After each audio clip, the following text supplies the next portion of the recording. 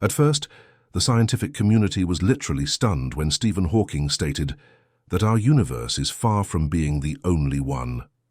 He spoke directly about the fact that beyond the reality familiar to us, there exist countless worlds, and they run parallel to ours. Realities where what seems impossible to us is possible, where the familiar laws of physics simply do not work or work differently. When one of the most powerful minds of his time began talking about parallel universes, many thought he was going too far and slipping into scientific fantasy. But Hawking was not making guesses based on intuition. He relied on mathematics, quantum formulas, and strict logic. For the average person, the idea of multiple universes sounds like science fiction, but for him it was not philosophy. It was a forced conclusion drawn from equations. According to his calculations, other universes are not just possible in large numbers. There must be many of them. He explained this by saying that immediately after the Big Bang, space expanded at a colossal speed, and during this process, separate bubbles of reality could form. Each such bubble became an independent universe with its own physical rules. By analogy with boiling water, where thousands of bubbles appear, the cosmic vacuum could have boiled and given rise to billions of separate universes. In some, different forces of gravity operate. In others, time obeys different laws. Somewhere there could be a planet similar to Earth, but with dinosaurs that never went extinct, and somewhere life never appeared at all. And only a few universes like ours turned out to be precisely tuned for the existence of humans. In one of his final works, Hawking, together with physicist Thomas Hertog, proposed a mathematically rigorous model of the multiverse. Relying on the Hartley-Hawking theory, they showed that some of the parallel universes should be similar to ours. In them, similar planets are possible, similar societies, and even people who resemble us in appearance and behavior. In other words, we already exist simultaneously in many worlds. It is just that in each universe, different events happen to us. Quantum physics has long shown that particles can exist in several states at the same time and choose only one at the moment of observation. But what if the same principle applies to reality as a whole? Hawking argued that the entire cosmos obeys quantum laws without exception. This means that not only particles, but entire universes can arise as a result of probabilistic branching. In one version, you become a scientist, in another, an artist, and in a third, you do not exist at all. All these options are not fantasy, but mathematically permissible scenarios within the same physics that is studied in laboratories. Hawking did not stop at theory. He tried to find real traces of other universes in the observable cosmos. He suggested that collisions between bubbles of reality could leave marks in the cosmic microwave background, ancient radiation that has reached us since the moment of the universe's birth. If such intersections occurred, their imprints could theoretically be detected. The multiverse is not a fairy tale and not mysticism, but a logical continuation of the most advanced modern theories of cosmology and quantum physics. And if it truly exists, every choice we make is just one path among countless possible ones. And what is especially unsettling is that some scientists, having delved deeper into the topic of multiple worlds, have come to conclusions that go even further and sound far more dangerous for the familiar understanding of reality. Some researchers go even further and claim that after death, human consciousness does not disappear, but shifts into another parallel universe. What ordinary people call the other side is, in fact, a different reality, not mystical and not an afterlife in the religious sense, but precisely a parallel universe. In other words, life continues, simply beyond the limits of familiar physical existence. According to his own statements, this conclusion was reached through scientific experiments by the scientist Robert Lanza, a well-known proponent of the theory of biocentrism. The core of his position is harsh and unsettling for many. Death is an illusion created by consciousness. People believe in it because they have been taught to do so. In Lanza's view, death is not a final point.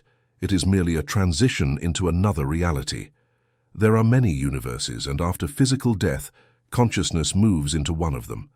Quantum physics and the modern hypothesis of multiple worlds allow for the existence of an infinite number of parallel universes. From this follows a simple but disturbing conclusion. Our body and our current life are only one of many possible versions of reality. Lanza argued that an infinite number of versions of people and events exist simultaneously.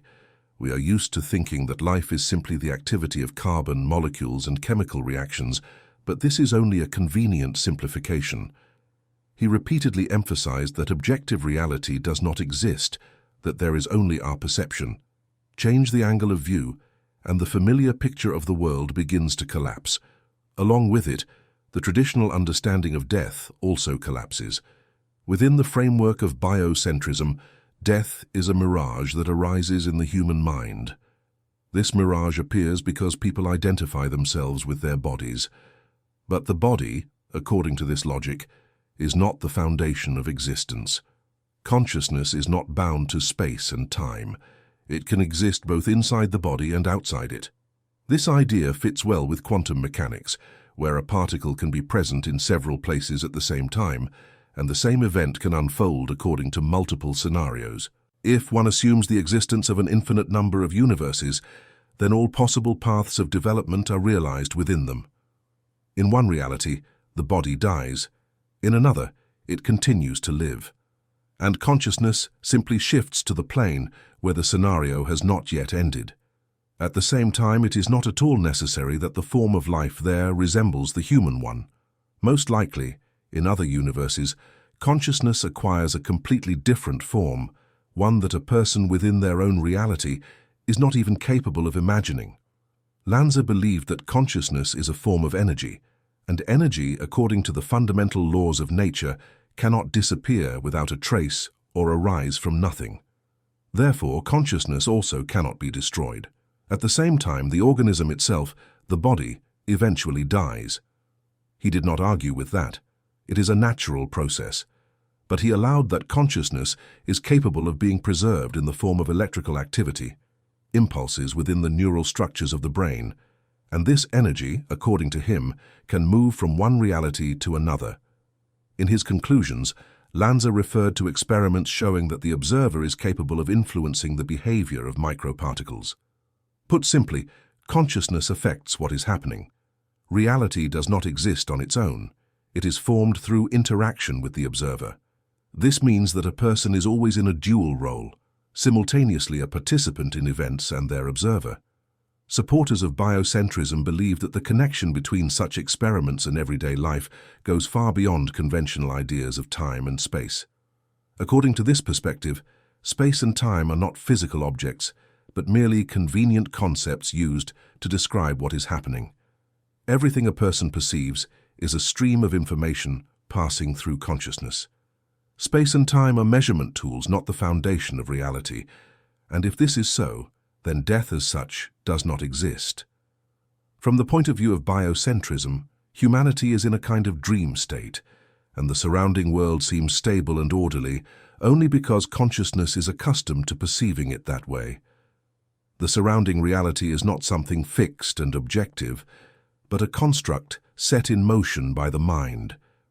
From childhood, we were taught that a human being is merely a collection of cells, and when the body wears out, everything ends. But the results of numerous experiments point to something else. Belief in death is based on the mistaken idea that the world exists on its own, independently of the observer. If these conclusions are correct, physical life is not a random episode, but a predetermined state. Even after death, consciousness, according to this logic, does not disappear and does not go away, but remains in the present moment, balanced between an infinite past and an uncertain future. After the physical end, each person must continue moving forward, as if ascending a staircase into eternity. And this staircase is not tied to any specific place. It can exist anywhere. Even more striking conclusions in the study of parallel worlds and the existence of consciousness outside the body were made by two prominent scientists. One of them is Stuart Hameroff, an anesthesiologist and neurobiologist, a professor of medicine and psychology, a theoretical physicist, and a member of the Center for Consciousness Studies at the University of Arizona. The other is Roger Penrose, a mathematician and philosopher, a recipient of numerous prestigious awards. including the Nobel Prize in Physics, which he received in the year 2020. Approaching the subject of life after death, Hameroff and Penrose reasoned in an extremely logical way. Before discussing whether there is some kind of space where consciousness goes after the death of the body, it is necessary to determine the main thing. Does the soul itself exist? Without this, any discussion of the afterlife loses its meaning. But if the soul exists, then the probability that it continues beyond the body becomes more than real. Otherwise, it is unclear why it would be needed at all. Having recognized the soul as the key element of the entire structure, they began research, trying to determine its nature, not through religion or myth, but as a real physical phenomenon. Not an image and not a symbol, but something that can be described within the framework of science. Quantum physics led them to the search for answers. At this stage of its development, it has come right up to the boundary, where it inevitably intersects with what was previously attributed to mysticism. In fact, it began to confirm principles that spiritual traditions spoke about thousands of years ago, but without an evidentiary foundation. After conducting a series of studies, the scientists formed what is known as the quantum theory of consciousness. Within this framework, life after death is considered not as a hypothesis, but as a possible and even necessary process for the functioning of the universe. They came to the conclusion that the human brain functions as a kind of quantum computer. Consciousness in this system plays the role of software. But the purpose of the entire structure is not merely to sustain life. The scientists believe that information is accumulated at the quantum level. It is precisely this informational layer that is called the soul. Notably, this approach does not contradict either modern physics or ancient spiritual traditions, which have always emphasized that the soul comes into the material world to gain experience and then returns to a higher level of existence. Since the soul in this model represents an informational and energetic structure with a subtle material nature, it cannot be destroyed. The body dies, but the essence itself continues to exist, potentially without any limitation in time. From this perspective, the separation of the soul from the body no longer appears fantastical, but becomes a logical stage of the process. Hameroff himself once spoke plainly and without romance in an interview. He is an anesthesiologist with 40 years of experience, and his job is to temporarily take human consciousness away and then bring it back. Therefore, he stated that he understands exactly what he is talking about. According to him, many people who survived clinical death reported the same thing. Their consciousness did not go further because it was stopped, allegedly because the necessary life experience on Earth had not yet been obtained. And now these testimonies begin to sound completely different and gain scientific support. Put simply, at that moment, the so-called quantum batteries of a person have not yet accumulated the required amount of information, and therefore consciousness has to return in order, figuratively speaking, to replenish what is missing. Within this logic, after the destruction of the physical body, the soul does not disappear but becomes reconnected to the structure of the universe, and it is precisely its informational and energetic nature that explains the most common experience accompanying clinical death: movement through a long tunnel toward a bright light. This is not a symbol and not a fantasy, but a process of information transfer through a quantum channel back to its original source. Scientists also believe that the soul is literally woven from the fabric of the universe itself and is its natural part. This does not contradict either modern science or ancient spiritual traditions. Moreover, Hameroff and Penrose allowed for the possibility that consciousness, or something that preceded it, has always existed, even before the so-called Big Bang, from which the formation of our cosmos began. And this is not an unfounded idea. Roger Penrose is also known for the fact that, together with other researchers, while analyzing relic radiation and the microwave background of the universe, that very ancient trace of the birth of the cosmos, he discovered strange structures. They appear as waves spreading in concentric circles. Their source, according to calculations, lies beyond our space and time. What this could be, there is no definitive answer. It could be anything, including a higher intelligence, and it is quite possible that it is precisely in this region that what is commonly called the afterlife is located, the place to which consciousness returns after the death of the body. So, is it possible to prove the existence of parallel worlds? Formally, both yes and no. But there is one fact that is becoming increasingly difficult to dispute. Strange phenomena are indeed occurring in reality, and even the most rigid skeptics can no longer ignore them. One example is the so-called Mandela effect. These are situations in which large groups of people clearly remember events that, according to the official version, never happened in this reality. Many researchers believe that this may be the result of shifting between different versions of reality. No matter which theory of parallel universes we consider, one question inevitably arises. Is conscious contact with them possible? In science fiction, this is often explained through portals, teleportation, quantum machines, and exotic technologies. But some scientists suggest that the key to this lies in consciousness itself.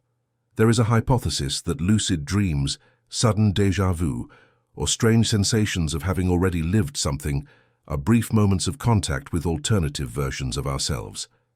The question is whether it is possible to learn to control this process.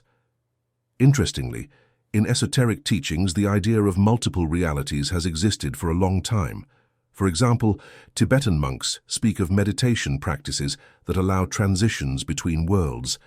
Ancient texts contain descriptions of mystical passages that today can be interpreted as interactions with parallel dimensions. Write in the comments whether you believe in the existence of parallel worlds and whether you have personally encountered their manifestations. Support the video with a like and subscribe to the channel so you do not miss new materials. Thank you for watching. Wishing everyone long years of life and goodness.